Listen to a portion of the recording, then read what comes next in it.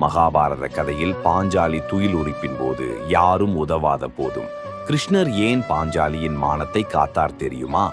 ஒருமுறை ஒரு ஆற்றில் கிருஷ்ணர் குளித்துக் கொண்டிருந்தார். அப்போது ஒரு மீன் கிருஷ்ணர் உடுத்தியிருந்த ஆடையை ஆற்றில் இழுத்துச் சென்றது. ஐயோ, ஆடை இல்லாமல் கரையேறுவது எப்படி? அப்படி கரையேறினாலும் வீடு வரை செல்வது எப்படி என்று கிருஷ்ணர் தண்ணீருக்குள் தத்தளித்தார். குளிரும் மிக அதிகமாக இருந்தது. நீருக்குள் இருந்ததால் பசியும் வாட்டி எடுத்தது. அப்போது அவ்வழியாக பாஞ்சாலி வந்தாள். கிருஷ்ணர் பாஞ்சாலியை பார்த்து சிரித்தார். கிருஷ்ணர் கரையேறாமல் இருப்பதற்கான காரணத்தை பாஞ்சாலி புரிந்து கொண்டாள்.